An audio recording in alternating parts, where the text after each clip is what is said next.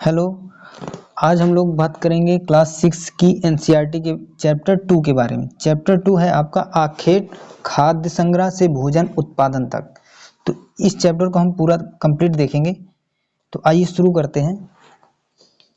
तो सबसे पहले देखते हैं कि आरंभिक मानव आखिर वे इधर उधर क्यों घूमते थे। जो आरंभिक आदि मानव थे वो इधर उधर क्यों घूमते थे, तो इसको देखते हैं। हम उन लोगों के बारे में जानते हैं जो इस उपमहाद्वीप में 20 लाख साल पहले रहा करते थे। तो लगभग आदि मानव कब रहा करते थे? लगभग 20 लाख साल पहले से। आज हम उन्हें आखेटक खाद्य संग्राहक के नाम से जानते हैं। हम किस नाम से जानते हैं? आखेटक खाद्य संग्राहक के नाम से। आखेटक मतलब शिकारी, खाद्य संग्राहक मतलब जो खाना पीना इकट्ठा करते हैं, जो खाने का सामान होता है। भोजन का इंतजाम करने की विधि के आधार पर उन्हें इस नाम से पुकारा जाता है। आमतौर पर खाने के लिए वे जंगली जानवरों का शिकार करते थे, मछलियां और चिड़िया पकड़ते थे, फल मूल दाने पौधे पत्तियां अंडे इकट्ठा किया करते थे। तो ये सब चीजें खाते थे। कंदमूल, फल हैं, मछलियां हैं, चिड़िया हैं, सब चीज वो लोग खाते थे। आगे देखते हैं। आखेटक खाद्य संग्राहक समुदाय के लोग एक जगह से दूसरी जगह पर घूमते रहते थे। ऐसा करने के कई कारण करते, मतलब वो घूमते क्यों थे इसके कारण यहाँ पर दिया गया है। कई 3-4 कारण दिए गए हैं, 4 कारण कि वो लोग मतलब इधर उधर क्यों एक जगह पर टिकते क्यों नहीं थे। बाद में जब खेती करने लगते हैं तब वो एक जगह पर टिकते हैं, लेकिन जब तक उनको खेती का अंदाजा नहीं था, खेती नहीं कर पाते थे, तो वो इधर उधर घूमते रहते थे शिकार की तलाश में। तो चलिए देखते हैं इसका पहला कारण क्या लिखा। पहला कारण यह है कि, एक मिनट देखिए, पहला कारण यह है कि अगर वे एक जगह पर ज्यादा दिनों तक रहते। देखिए पहला कारण ये है। पहला कारण यह है कि अगर वे एक जगह पर ज्यादा दिनों तक रहते तो आसपास के पौधों, फलों, जानवरों को खाकर समाप्त कर देते थे। आप खुद ही सोच सकते हैं, अगर एक जगह वो लोग खेती करना, पेड़ पौधे उगाना जानते नहीं थे। अगर वो एक जगह पर ज्यादा दिन तक रुके तो वहाँ के जो फल फूल हैं सब समाप्त हो जाएंगे, पेड़ पौधे समाप्त हो जाएंगे, जानवर के वहाँ का शिकार करके खा डालेंगे। तो आप लोग खुद सोच सकते हैं। इसलिए उन्हें मतलब दूसरे स्थान पर जाना पड़ता था। तो पहला कारण तो ये हो गया। दूसरा कारण यह है कि जानवर अपने शिकार के लिए या फिर हिरण और मवेशी का चारा ढूंढने के लिए एक जगह से दूसरी जगह पर जाया करते थे। किस लिए जाते थे? शिकार के लिए। मवेशी का मवेशी अपना चारा ढूंढने के लिए एक जगह से दूसरी जगह पर जाया करते थे। इसलिए जानवरों का शिकार करने वाले लोग भी इनके पीछे पीछे जाया करते होंगे। तो देखते हैं तीसरा कारण क्या लिखा है। तीसरा कारण यह है कि पेड़ पौधों में फल फूल अलग अलग मौसम में आते हैं, इसलिए उनकी तलाश में उपयुक्त मौसम के अनुसार अन्य इलाकों में घूमते रहते हैं। आप खुद ही जानते हैं कि हर फल का एक मौसम होता है, उसी की तलाश में ये लोग इधर उधर घूमते रहते थे।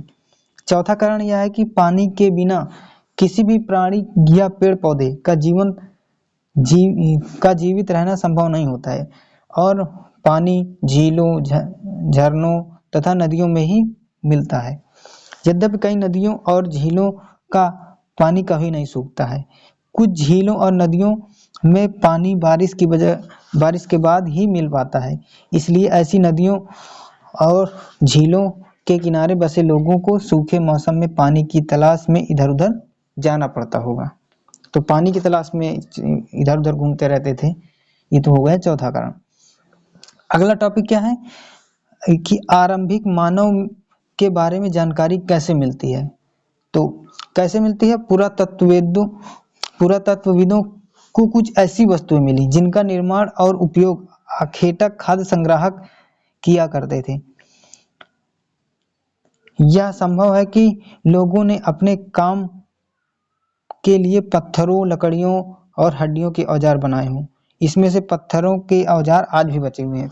तो वो लोग क्या करते थे कि पत्थरों, लकड़ियों और हड्डियों के औजार बनाए हैं, लेकिन उनमें से पत्थरों के औजार आज भी मिलते हैं। आज भी जब खुदाई से प्राप्त होते हैं तो पत्थरों के औजार मिलते हैं। आपको पता है कि हड्डियां तो कुछ बहुत गल गई होंगी, लकड़ियां भी समाप्त हो जाती कुछ समय पश्चात। लेकिन पत्थर नष्ट नहीं होते हैं, तो पत्थर के औजार मिलते हैं, आज भी मिलते हैं। इनमें से कुछ औजारों का उपयोग फल फूल काटने, हड्डियां मांस काटने तथा पेड़ों की छाल और जानवरों की छाल उतारने के लिए किया जाता था। कुछ के साथ हड्डियों या लकड़ियों के मुट्ठे लगाकर भाले और बाण जैसे हथियार बनाए जाते थे। कुछ औजारों से लकड़ियां काटी जाती थीं। लकड़ियों का उपयोग ईंधन के साथ साथ झोपड़ियों और औजार बनाने के लिए भी किया जाता था। आप लोग इसमें चित्र में जैसे देखिएगा, ये देखिए ये चित्र में है कि पत्थर का उपयोग देखिए नीचे जैसे बहुत सारे होते हैं ना फल, मतलब जमीन के नीचे जो उगते हैं, जैसे गाजर है, इस तरह की चीजें और शकरकंद है, ये चीज नीचे होती हैं, तो इनको खोदने के लिए भी लोग पत्थर का यूज करते थे। पहले हथियार तो थे नहीं आज के जैसे, तो लोग पत्थर का यूज करते थे। और देखिए कपड़ा जिसे सिलना मिलना है, तो उसके लिए भी ये लोग पत्थर का प्रयोग करते थे। आइए देखते हैं इसमें क्या लिखा है। पत्थर के औजारों का उपयोग इंसान के खाने योग्य जड़ों को खोदने के लिए किया जाता था। और दाएं में जो चित्र बना है, जानवरों की खाल से बने वस्त्रों को सिलने के लिए किया जाता था। वो लोग कपड़े कैसे बनते थे, जानवरों की जो खाल होती थी उसी से वस्त्र बनाते थे, और सिलते कैसे थे, पत्थर के माध्यम से छेद करके उसको सिलते थे। चलिए इतना हुआ, आगे देखते हैं। रहने की जगह निर्धारित करना, तो वो लोग रहने की जगह कैसे निर्धारित करते थे, देखिए इसमें एक मानचित्र बना हुआ है, मानचित्र को हमको देखना पड़ेगा। लाल त्रिकोण वाले स्थानों में वे पूरा स्थल है जहां पर आखेटक खाद्य संग्राहक होने के प्रमाण मिले हैं। इनके अलावा भी और कई स्थानों पर आखेटक खाद्य संग्राहक रहते थे। मानचित्र में सिर्फ कुछ ही गिने चुने स्थान चिन्हित किए गए हैं। कई पूरा स्थल नदियों और झीलों के किनारे पाए गए। देखिए जो लाल त्रिकोण में बने हुए हैं पूरा स्थल जहाँ पर आखेट खाद्य संग्राहक होने के प्रमाण मिले हैं। तो लाल त्रिकोण वाला देख लेते हैं मानचित्र में लाल त्रिकोण कहाँ है। देखिए भीमबेटका जो मध्य प्रदेश में है, नर्मदा नदी के तट पर है। देखिए भीमबेटका बहुत इंपॉर्टेंट है ये लोकेशन, इसको ध्यान रखिएगा। और कौन सा है, देखिए हुस्गी है और कुरनूल की गुफाएं हैं कर्नाटक में। देखिए ये 3 जगह आपको मिली हैं जहां पर से खाद्य संग्राहक आखेटक खाद्य संग्राहक होने के प्रमाण मिले हैं। कौन कौन से मिले हैं, एक तो भीमबेटका हो गया, और कुरनूल गुफाएं हो गई, और हुस्गी हो गया। देखिए 3 जगह। हुस्गी कहाँ पर है, कृष्णा नदी के। मैप जरूर देखिए उसको, कोई भी टॉपिक पढ़ते समय उसके आसपास की लोकेशन पूरा देखे रहिएगा कि जैसे हुस्गी पड़ रहा है, देखिए कृष्णा नदी बह रही है तो हुस्गी पड़ रहा है उसी के आसपास। और कुरनूल की गुफाएं देखिए यहीं पर पड़ रहा है कृष्णा नदी के पास। तो चलिए और देखते हैं इसके बाद क्या दिया है, आगे देखते हैं। देखिए भीमबेटका के बारे में इसमें कुछ लिखा हुआ है, तो इसको देख लेते हैं, बहुत इंपॉर्टेंट है। भीमबेटका आधुनिक मध्य प्रदेश में है। ये कहाँ पड़ता है, आज का जो मध्य प्रदेश है। इस पूरा स्थल पर गुफाएं व कंदराएं मिली हैं। तो भीमबेटका में गुफाएं मिली हैं। लोग इन गुफाओं में रहते थे क्योंकि यहाँ उन्हें बारिश, धूप और हवाओं से राहत मिलती थी। ये गुफाएं नर्मदा घाटी के आसपास है। किस नदी के पास है, नर्मदा घाटी के पास। और देखते हैं, देखिए चूंकि पत्थर के उपकरण बहुत ही महत्वपूर्ण थे, इसलिए ऐसी जगह ढूंढते थे जहां अच्छे पत्थर मिल सके। देखिए शैल चित्रकला,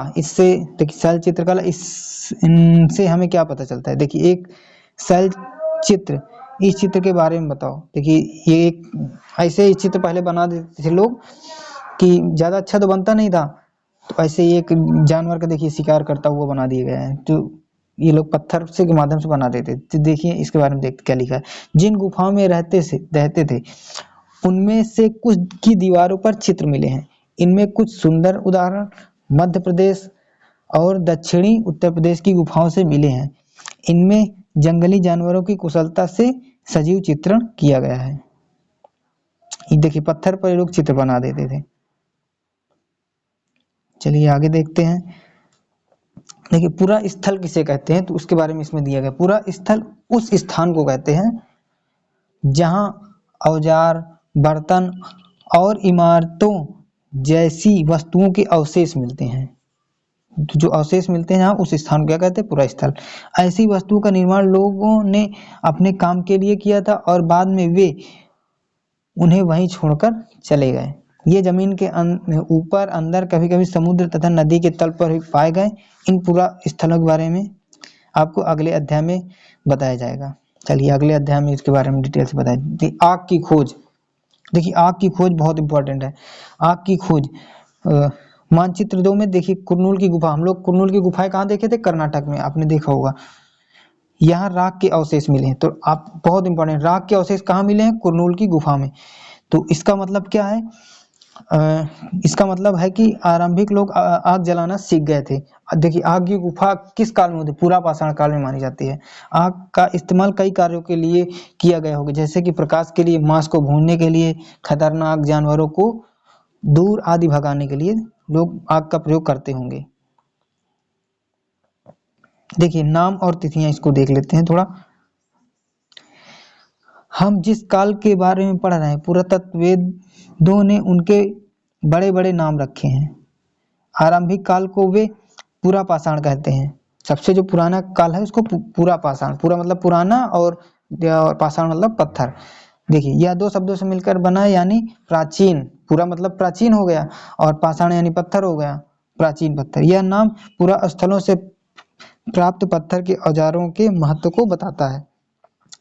पूरा पाषाण काल 20 लाख साल पहले से 12,000 साल के दौरान माना जाता है। तो ये बहुत इम्पोर्टेंट कि पूरा पाषाण काल का समय कब से? 20 लाख साल से पहले से लगभग जो 12,000 साल पहले तक माना जाता है।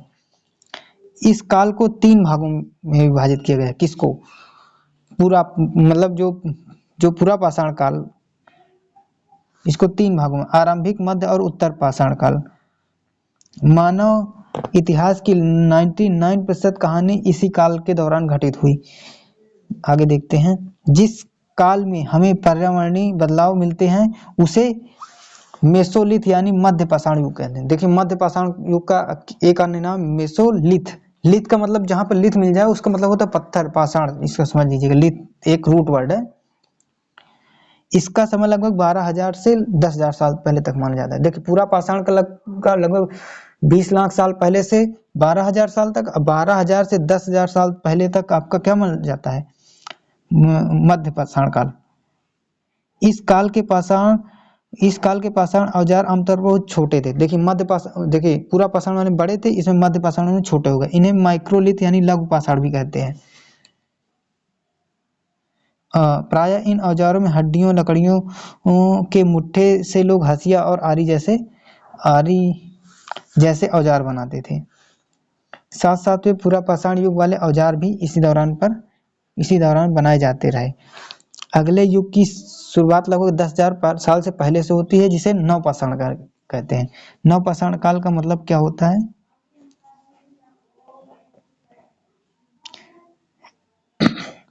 चलिए आगे देखते हैं।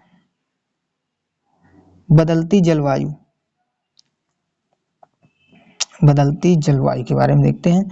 लगभग 12,000 साल पहले दुनिया की जलवायु बड़े बदलाव में आई और गर्मी बढ़ने लगी। इसके परिणाम स्वरूप कई क्षेत्रों में घास वाले मैदान बनने लगे। इससे बारहसिंगा, हिरन, भेड़, बकरी, गाय जैसे उन जानवरों की संख्या बढ़ी जो घास खाकर जिंदा रहते थे। जो लोग इन जानवरों का शिकार करते थे वे भी इनके पीछे आए और इनके खाने पीने की आदतों और प्रजनन की समय की जानकारी हासिल करने लगे। हो सकता है कि तब लोग इन जानवरों को पकड़कर अपनी जरूरत के अनुसार पालने की बात सोचने लगे हों। साथ ही इस काल में मछलियां भी भोजन के रूप में महत्वपूर्ण स्रोत बन गई थी। खेती और पशुपालन की शुरुआत। देखिए इसी दौरान उपमहाद्वीप के भिन्न भिन्न इलाकों में गेहूं, जौ और धान जैसे अनाज प्राकृतिक रूप से उगने लगे थे। हमने देखा था कि जौ की खेती कहाँ पर हुई थी? पाकिस्तान में सुलेमान और किरथर पहाड़ियों के बीच में हुई थी। गेहूं और जौ की खेती सबसे पहले की गई थी। शायद महिलाओं, पुरुषों और बच्चों ने इन अनाजों को भोजन के लिए बटोरना शुरू कर दिया होगा। साथ ही वे यह भी सीखने लगे होंगे कि अनाज कहाँ उगते थे, कब पककर तैयार होते थे। ऐसा करते करते लोग इन अनाजों को खुद पैदा करना सीख लिया होगा। इस प्रकार धीरे धीरे वे कृषक बन गए होंगे। चलिए आगे देखते हैं। इस तरह लोगों ने अपने घरों के आसपास चारा रखकर जानवरों को आकर्षित कर उनके पालतू बनाया होगा। सबसे पहले जिस जानवर को पालतू बनाया गया था, कुत्ते का जंगली पूर्वज था। तो ये इम्पोर्टेंट है कि सबसे पहला जो पालतू पशु था आदिमानव का, वो कौन सा था? कुत्ता। धीरे धीरे लोग भेड़, बकरी, गाय, सुअर जैसे जानवरों को अपने घरों के नजदीक आने को उत्साहित करने लगे। ऐसे जानवर झुंड में रहते तो ज्यादातर घास खाते थे। अक्सर लोग उन जंगली जानवरों के आक्रमण से इनकी सुरक्षा किया करते थे। इस तरह धीरे धीरे वे पशुपालक बन गए होंगे। देखिए, बसने की प्रक्रिया, वो लोग कैसे एक जगह पर बसना शुरू कर दिए, तो इसके बारे में देखते हैं। देखिए, लोगों द्वारा पौधे उगाने और जानवरों की देखभाल करने की प्रक्रिया, बसने की प्रक्रिया का नाम दिया गया है। अपनाए गए ये पौधे जानवर अक्सर जंगली पौधों जानवरों से भिन्न होते हैं। इसकी वजह यह है कि बसने की प्रक्रिया की दिशा में अपनाए गए पौधों या जानवरों का लोग चयन करते हैं। देखते हैं उदाहरण के तौर पर लोग उन्हीं पौधों तथा जानवरों का चयन करते हैं जिनके बीमार होने की संभावना कम हो। ठीक है, यही नहीं, लोग उन्हीं पौधों को चुनते हैं जिनसे बड़े दाने वाले अनाज पैदा होते हैं, साथ ही जिनकी मजबूत डंठलें अनाज के पके दानों के भार को संभाल सकें। ऐसे पौधों के बीजों को संभाल कर रखा जाता है ताकि फिर से उगने के लिए गुण सुरक्षित रह सके। उन्हें जानवरों को आगे प्रजनन के लिए चुना जाता है जो आमतौर पर अहिंसक होते हैं। पता लगे कि कोई शेर पाल लिए ऊपर, इसलिए उन्हीं को खा डाले वो। इसलिए हम देखते हैं कि पाले गए जानवर तथा कृषि के लिए अपनाए गए पौधे जंगली जानवरों तथा पौधों से धीरे धीरे भिन्न होते गए। मिसाल के तौर पर जंगली जानवरों की तुलना में पालतू जानवरों के दांत और सींग छोटे होते हैं। देखते हैं आगे। बसने की प्रक्रिया पूरी दुनिया में धीरे धीरे चलती रही। करीब 12,000 साल पहले शुरू हुई। वास्तव में आज हम जो भोजन करते हैं वो इस बसने की प्रक्रिया की वजह से है। कृषि के लिए अपनाई गई सबसे प्राचीन फसलों में गेहूं तथा जौ आते हैं। तो सबसे पहले कौन सी फसल उन्होंने उगाया? गेहूं और जौ ने कहा? पाकिस्तान के किरथर और सुलेमान पहाड़ियों के बीच।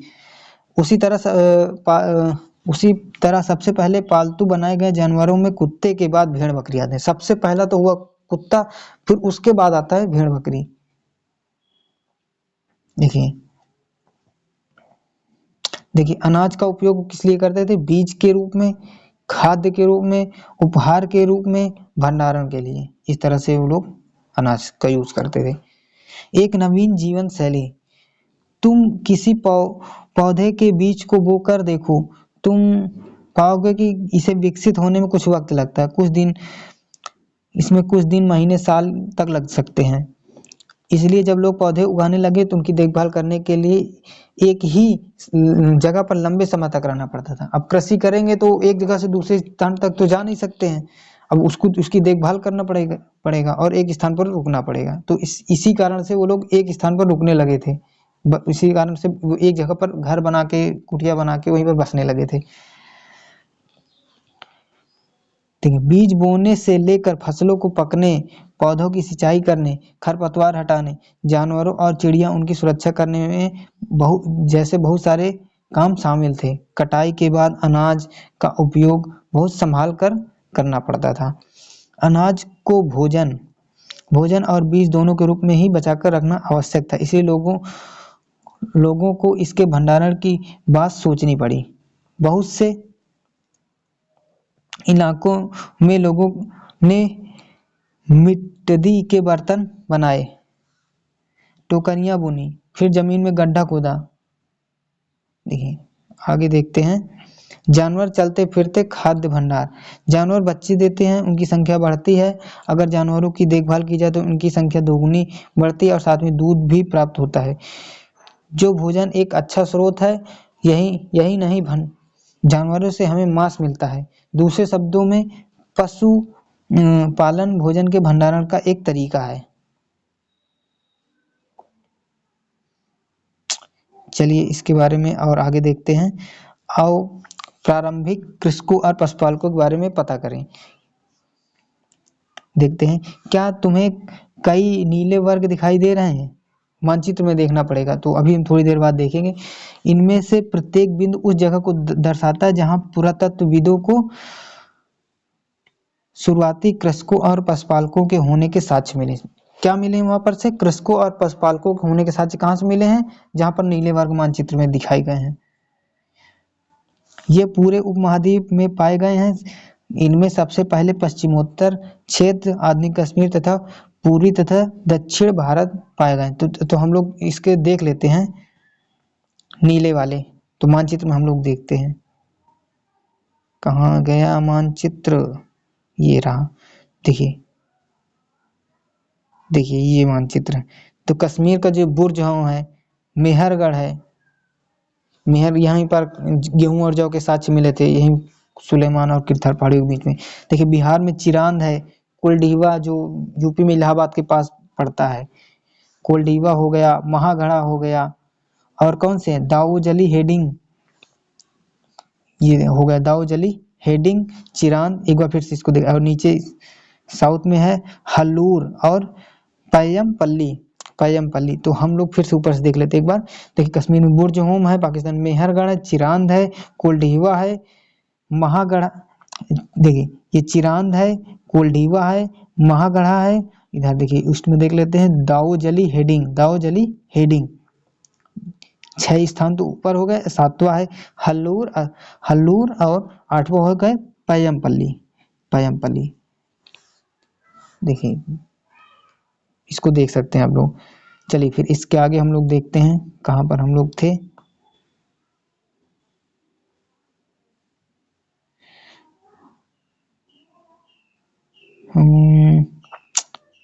कहाँ गया?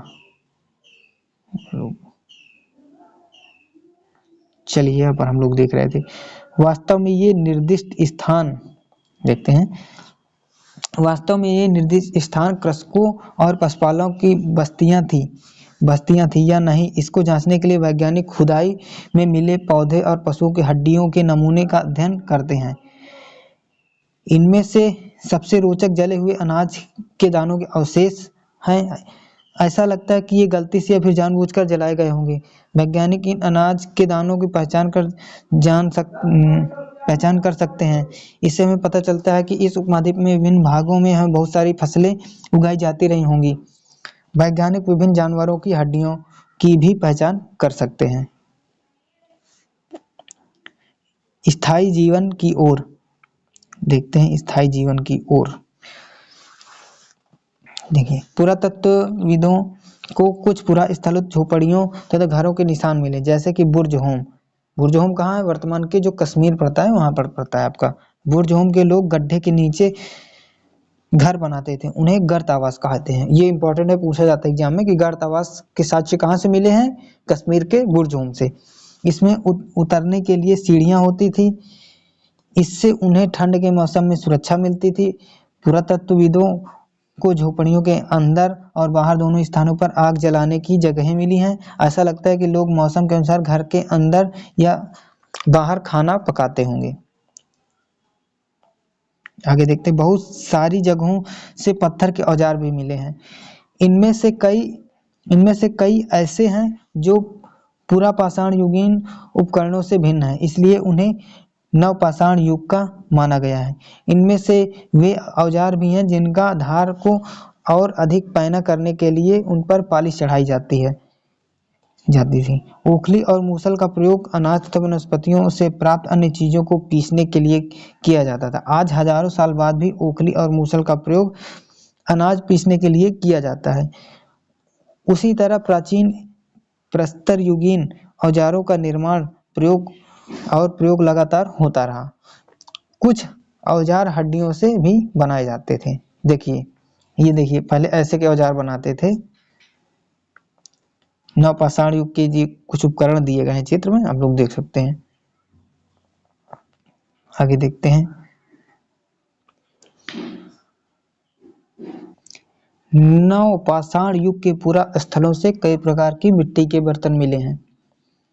कभी कभी इन पर अलंकरण भी किया जाता था। तो जैसे मटके होते हैं, इनमें मिट्टी के जो बर्तन, इसमें अलंकरण यानी कई सारे डिजाइन बना देते थे। बर्तनों का उपयोग चीजों को रखने के लिए किया जाता था। धीरे धीरे लोग बर्तनों का प्रयोग खाना बनाने के लिए भी करने लगे।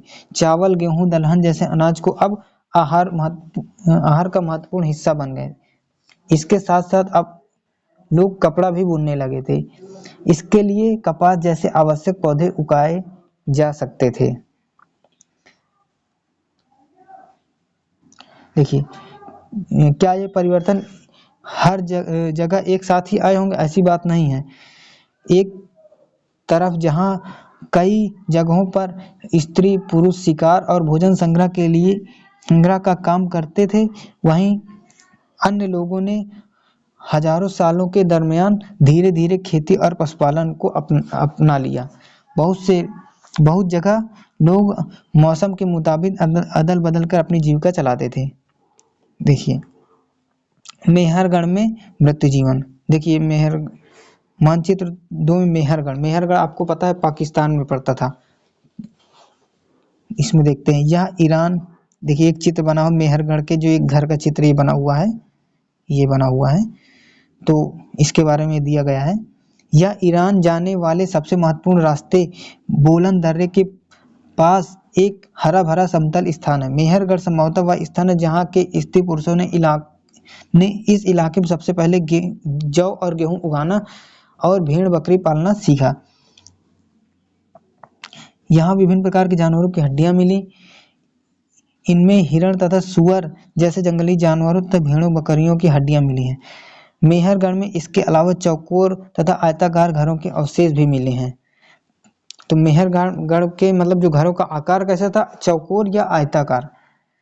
प्रत्येक घर में 4 या उससे ज्यादा कमरे हैं, जिनमें से कुछ संभवतः भंडारण के काम आते होंगे। मृत्यु के बाद सामान्यतया मृतक के सगे संबंधी उसके प्रति सम्मान जताते हैं। लोगों की आस्था है कि मृत्यु के बाद भी जीवन होता है, इसलिए कब्रों में मृतकों के साथ कुछ सामान रख देते थे। मेहरगढ़ में ऐसी कब्रें मिली हैं, एक कब्र में मृतक के साथ साथ बकरी को भी दफना दिया गया है। संभवतः इसे परलोक में मृतक को खाने के लिए रखा गया। देखिए, जिसे जो डेड बॉडी उसको गाड़ दिया गया, उसमें साथ में उसके एक बकरी भी गाड़ देते थे कुछ जानवर। और देखते हैं इसमें, देखिए ये रहा चित्र, जिसे बकरी नीचे है और ये मनुष्य को गाड़ा गया है। देखिए, और इसको देख लेते हैं, फ्रांस में गुफा में की गई चित्रकारी। देखिए चित्र, सबसे पहले तो ये चित्र देख लेते हैं। देखिए, जानवर बना हुए हैं, 2 जानवर बने हुए हैं। तो इसके बारे में देखते हैं क्या लिखा है। अपने एटलस में फ्रांस ढूंढिए। फ्रांस, यह चित्र फ्रांस की एक गुफा का है। इस पूरा स्थल की खोज लगभग 100 साल पहले 4 स्कूली छात्रों ने की थी। इस तरह के चित्र लगभग 20,000 साल पहले से लेकर 10,000 साल पहले के बीच बनाए गए होंगे। इसमें कई जानवरों के चित्र हैं। इनमें से जंगली घोड़े, गाय, भैंसा, गैंडा, रेंडियर, बारहसिंगा और सूरों के गहरे चमकीले रंगों से चित्रित किया गया है। इन रंगों को लौह अयस्क और चारकोल जैसे खनिज पदार्थों से बनाया जाता था। ये बहुत इंपॉर्टेंट है। ये टीजीटी के एग्जाम्स में जो आर्ट के नहीं होते, उससे पूछ लेता है कि इनको मतलब चित्र किससे बनाए जाते थे। तो किससे बनाए जाते? लौह अयस्क और चारकोल द्वारा बनाए जाते थे। यह संभव है कि इन चित्रों को उत्सवों के अवसर पर बनाया जाता था। फिर इन्हें शिकारियों द्वारा शिकार पर निकलने से पहले कुछ अनुष्ठानों के लिए बनाया गया होगा। देखिए, एक नवपाषाणिक पुरा स्थल। देखिए, नवपाषाणिक स्थल कहाँ है? तुर्की। नवपाषाण युग में सबसे प्रसिद्ध पुरा स्थलों में एक चताल ह्यूक तुर्की में है। तो कहाँ एक चताल ह्यूक का, ये चताल ह्यूक कहाँ है? तुर्की में है। यहाँ दूर दराज स्थानों पर कई चीजें लाई जाती थी। दूर दराज स्थानों से कई चीजें लाई जाती थी और इनका उपयोग किया जाता था। जैसे सीरिया से लाए गए एक चमकदार पत्थर कहाँ से लाया गया था? यहाँ पर ह्यूक तुर्की में, सीरिया से। और लाल सागर की कौड़ियाँ कहाँ से लाई गई थी? लाल सागर से। भूमध्य सागर की सीपियाँ कहाँ से लाई गई थी? भूमध्य सागर से। ध्यान रहे कि उस समय तक पहिए वाले वाहन का विकास नहीं हुआ था। लोग सामान खुद या जानवरों की पीठ पर लाद कर ले जाया करते थे, तो यानी पहिए का आविष्कार नहीं हुआ था। चलिए ये चैप्टर हो गया। चलिए अब नेक्स्ट चैप्टर अगले वीडियो में देखेंगे। धन्यवाद।